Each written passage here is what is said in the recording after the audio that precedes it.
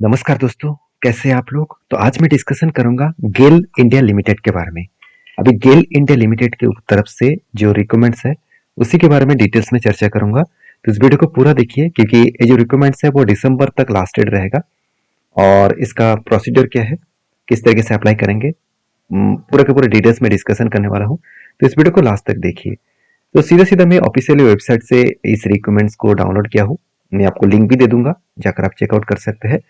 जैसे देखिए, बेसिकली जो पोस्ट है सीनियर इंजीनियर के पोस्ट है और रेन्यूएबल एनर्जी डिपार्टमेंट में, जहाँ पे जनरल के लिए 3 पोस्ट है, ईडब्ल्यूएस के लिए 1, ओबीसी के लिए 1, एससी के लिए 1 एंड टोटल 6 वैकेंसीज है।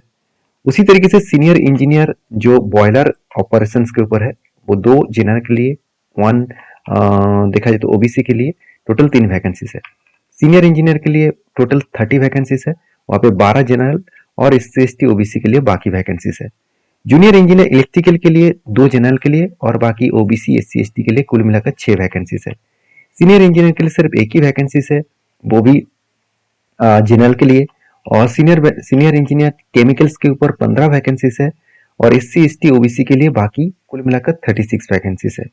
अभी देखिए और भी कितने सारे वैकेंसीज, जैसे सीनियर इंजीनियर उसके लिए 3 वैकेंसीज है जनरल के लिए, बाकी कुल मिलाकर टोटल 5 वैकेंसीज है। और यहाँ पे जो सीनियर इंजीनियर है वो गेल टेलीकॉम डिपार्टमेंट में।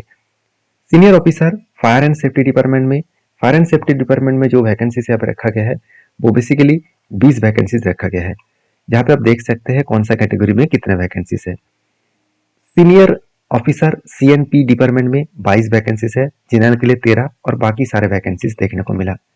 सीनियर ऑफिसर मार्केटिंग के लिए आपको 13 वैकेंसीज दिया गया है जनरल के लिए, ओबीसी के लिए 2, एससी एसटी फिजिकल हैंडीकैप के लिए 3-3 करके वैकेंसीज है, कुल मिलाकर 22 वैकेंसीज।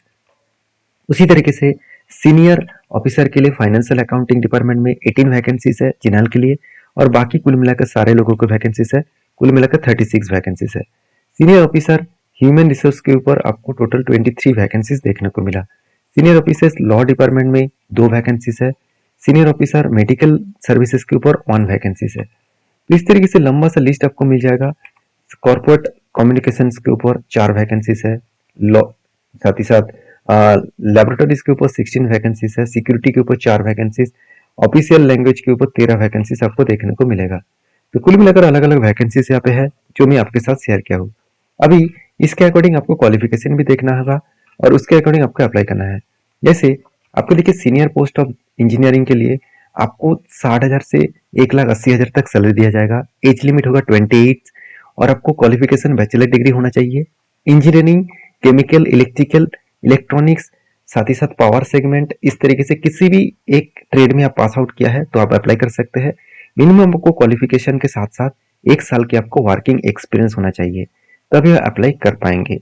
उसी तरीके से अगर मैं यहाँ पे इंजीनियरिंग का जो सीनियर इंजीनियरिंग जो पोस्ट है उसके बारे में चर्चा करूँ, 60,000 से 1,80,000 तक पर मंथ आपको सैलरी मिलेगा। जो कुल कुल मिलाकर 60% मार्क्स लेकर आपको बैचलर डिग्री पास आउट होना चाहिए और वो भी केमिकल्स के ऊपर, मैकेनिकल, इलेक्ट्रिकल के ऊपर। 1 साल की आपका एक्सपीरियंस भी होना चाहिए।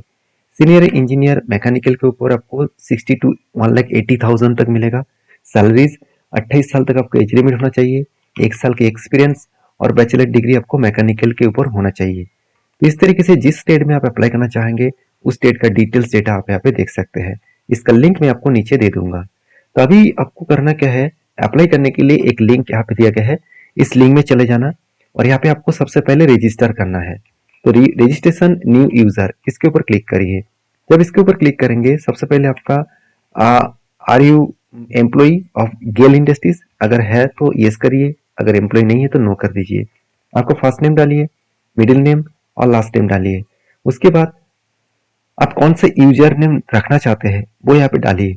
जैसे मान के चलिए मैं रखना चाहता हूँ RAM 123।